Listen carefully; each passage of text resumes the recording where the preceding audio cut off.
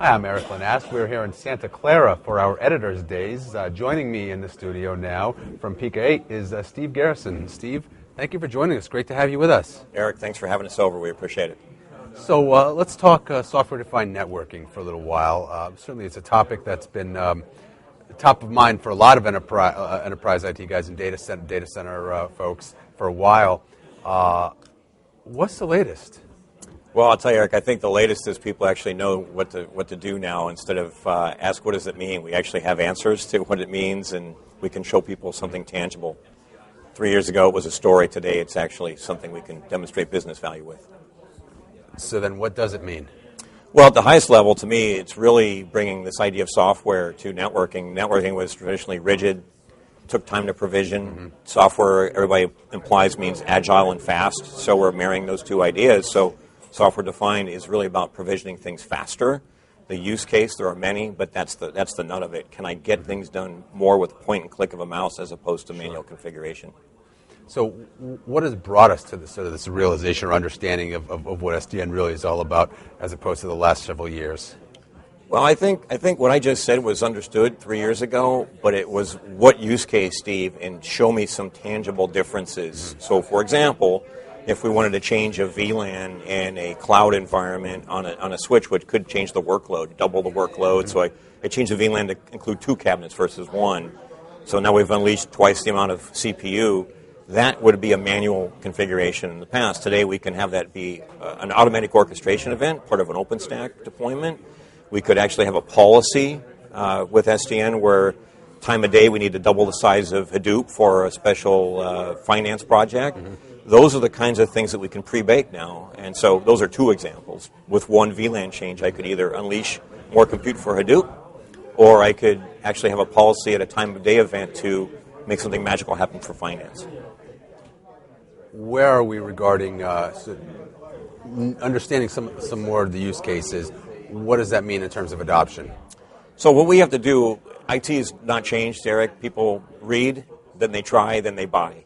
So what we do is we go with pre-canned solutions. We have a virtual lab in a hosting environment, so we can have customers first walk through a 3-day exercise. It's a tutorial. They learn how to configure switches, how to use Chef and Puppet with our product, which is an onboarding lifecycle management tool. Then we build a BGP fabric with them, and then when they flip the switch and it goes magically into SDN land where they can use Open Daylight, Ryu, Onos, or HP's VAN controller, and start to build policies to actually demonstrate what we just talked about. Hey, I can have a policy that triggers a VLAN at 5 p.m. today because I want to make something magical happen for governance. Or, I can see how this ties into OpenStack now, so all my assets work in concert with each other. So it's hands-on experience is really the point, with a journey that's been mapped out in that environment so that they leave understanding, now I know what I need to learn, now I know what my team needs to learn, now my eyes are wide open, and why PICA8 and why should I adopt you? What role has sort of this education around SDN had on the interest around and understanding of NFV? Boy. That's a great question. And whether it's NFV or SDN, it was the same problem, Eric. We came to people 4 years ago, and said, you used to buy this switch pre-assembled. Now I'm going to have fun with you and give you a bag of Legos, and I'm going to play a trick on you. I'm not going to give you a man. I'm going to just throw them on the table and expect you to know how to pull them together. So the fact that we did this to the industry without giving them a manual or training them was a real oversight. And so we've all taken a step back to say, hey, this is new. This is a new way to think. This is a new way to construct a network. So guess what? We need to train people because IT guys and gals are very pragmatic. They learn. They don't feel good unless they know how to do things. And so giving them that experience and helping them relearn a new way to provision a network sounds simple, sounds cool, but it takes time. So this is why we've built a virtual environment that can spend 3 days. Obviously, you can do it in an hour, but if you do the 3-day journey, you learn a ton. And that's the experience people are asking us for, actually. At the end of the day, I guess it all comes down to dollars. But what's the motivation? Is it cost savings or is it revenue generation? Well, I've always had a theory that the enterprise wants to save cost and the service providers want to make money. But even the enterprise wants to make more money, right? Wall Street drives us all to save money and make money. So I think at the end of the day, it's just a trailing edge, leading edge message. The enterprise wants to save cost and be more agile and respond to customer needs or compliance needs. Sure. The service providers want to be more agile to launch new services better, faster, cheaper, and take more share. But it's the same driver at the end of the day. So on a cost metric, time, I kind of give you the example of time, right? We're talking about hundreds to thousands of times faster to do a task. And on the CapEx side, there's a big debate out there. It is the white box. PICA8 delivers its software on white boxes. Right.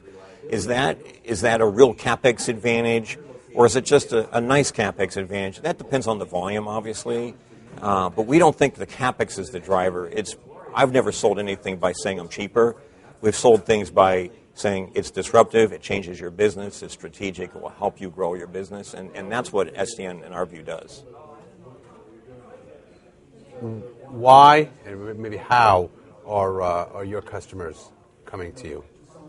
Well, they're coming to us because we're on a white box, first and foremost, Okay. and that's the difference, right? We're not delivering software in a closed system. We're giving you choice. We have over 20 platforms that you can choose from.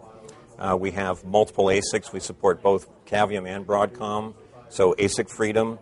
And usually you'd have to ask that as a roadmap question with your incumbent vendor. We say, well, here's the menu. What do you want? So it's that kind of openness. And then the second thing is with our software strategy, we use a combination of OpenFlow and layer 2, layer 3, so we can inject SDN when you want it, where you need it, but we can also integrate into your existing environment. We have a Junos-like CLI, so there's a lot of comfort in that operational feel. And then looking up, all the controllers and applications, we have, just like HP, we're partnered with HP, so we have an HP App Store mindset, meaning we already have pre-canned applications, we have application partners.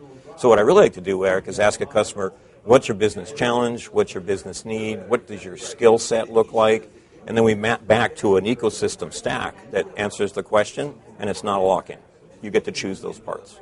So you get the colors of the Lego blocks you want, and we help you assemble them. And based on what you said, it sounds like you also make that migration or that transition process easy and at your customer's convenience. Absolutely. It has to be that way, right? No one wants to be force-fed anything. Right. So. Excellent. What are we looking at in the next couple of years with regards to either SDN or NFV or both? Well, we're looking at huge growth. I'll tell you that. I think PICA8's at a good position to catch a tipping point in the market because we're on the right side of the curve, which is hardware freedom and giving people a choice. It's not a one-size-fits-all model from us, and the incumbent vendors we compete with are a one-size-fits-all model. So we expect a lot of growth, but we also expect a lot of learning and change in the industry. It took the server industry 15 years to do this. And we all look at the server industry now and go, wow, look how easy that is. But they took 15 long years. So I hope we can accelerate the change. And I think the pieces are in play because even though I don't like the fact the incumbents say they have SDN, the fact is we all say we have SDN, so at least everybody's agreed SDN is going to happen. There's no question about that. I think that's one thing that, yes, I would agree. The industry has come to some sort of That's consensus. Right. We all agree that it's going to happen. And it's actually happening for a lot of people right now, back to our 450 customers. Right. Well, Steve, thank you so much Thank for you. joining us. Great to hear about what's going on. Thanks, Eric. Great to be here.